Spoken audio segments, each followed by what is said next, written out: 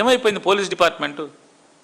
ఒకడు ఆత్మహత్య చేసుకున్న అంటే విజయవాడ నగరంలో, మళ్ళీ ఎక్కడో అడవిలో చచ్చిపోలా, విజయవాడ నగరంలో చచ్చిపోతే, ఇంట్లో చచ్చిపోతే 24 గంటలు గడిచిన తర్వాత ఎఫ్ఐఆర్ అయిందంటే మరి ఎస్పీ గారు, సిపి గారు, మీరు ఏం నడుపుతున్నారు విజయవాడ పోలీసుని? విజయవాడ పోలీసుల్ని ఎలా నడుపుతున్నారు మీరు స్టేషన్లని?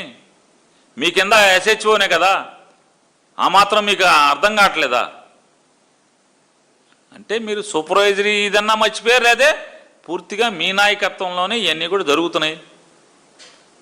పాత్ర మీది కాకపోతే మీకు తెలియకుండా ఒక స్టేషన్ హౌస్ ఆఫీసరు తన మూలంగా ఒక వ్యక్తి మరణిస్తే, ఆత్మహత్య చేసుకుంటే, దాన్ని అతనికి ఏం సంబంధం లేకుండా 24 గంటలు గడిచిన తర్వాత ఎఫ్ఐఆర్ కట్టాడంటే, ఆ వీడియో లేకుండా ప్రపంచం అంతా వీడియో ఉంటే వాళ్ళ నాన్న ఫోన్లో ఆ వీడియో అంతా కడిగేస్తాడు, మొత్తం క్లీనప్ చేస్తారు, వాళ్ళ ఇంట్లో ఉన్న ఫోన్లన్నీ క్లీనప్ చేస్తారు. ఇప్పుడు అనుకుంటున్నారు అది ఎక్కడి నుంచి వచ్చింది, ఎక్కడి నుంచి వచ్చింది ఆ వీడియో, ఎక్కడి నుంచి వచ్చింది ఆ వీడియో, ఎక్కడి నుంచి వచ్చింది తప్పితే అని కింద మీద అవుతున్నారు తప్పితే, అరే ఆడు చావుకు కారణమైనటువంటి ఎవరిని బాధ్యులు కూడా చర్యలు తీసుకోలేదు సిపి అని చెప్పనేది. ప్రభుత్వం కంగారు పడదు, పోలీసులు కంగారు పడరు.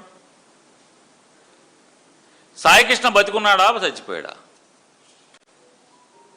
ఈ శ్మశానంలో ఎందుకు వెళ్ళారు? ఆ శ్మశానానికి మీకు సార్ చెప్పాలి. ఇది ఇన్వెస్టిగేషన్లో భాగం అనుకుంటే మీరు చెప్పమంటే మీరు ఏదో బస్పూసి మారేడికాయ చేద్దాం ఈ సమాజానికంటే, సమాజం ఒప్పుకో చంద్రబాబు నాయుడు గారు, ఒప్పుకో చంద్రబాబు నాయుడు గారు, మీరేదో చేద్దాం.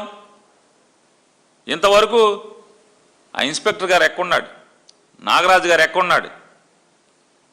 48 గంటలైంది ఎఫ్ఐఆర్ అయ్యి, స్టేషన్లో ఉన్నాడా? అరెస్ట్ చేశారా?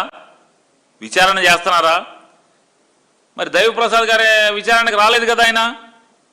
బయట రూమర్స్ ఏంటంటే నేను రాను, కోర్టుకే వస్తాను, కోర్టుకు మాత్రమే వస్తాను, పోలీస్ స్టేషన్కి రాను, వస్తే నేను తిరగబడతాను, వాస్తవాలు చెప్తానని అంటున్నారని సిటీ అంతా రూమర్లే, విజయవాడ సిటీ అంతా.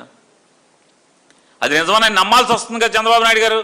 ఎందుకు నమ్మాల్సి వస్తుందంటే ఎఫ్ఆర్ఐ సాక్షాత్తు చంద్రబాబు ఈ రాష్ట్రానికి ముఖ్యమంత్రి, డీజీపీని, హోమ్ సెక్రటరీని, చీఫ్ సెక్రటరీని, విజయవాడ కమిషనర్ ఆఫ్ పోలీసుని అందరినీ కూర్చోబెట్టి మీరు ఎఫ్ఐఆర్ కట్టందని ఆదేశాలు ఇచ్చిన తర్వాత మీ ఆదేశం ఇస్తే కానీ ఎఫ్ఐఆర్ కట్టలేదు. ఎఫ్ఐఆర్ కట్టి 48 గంటలైనా కూడా ఇంతవరకు ముద్దాయిని తీసుకురాలేదు.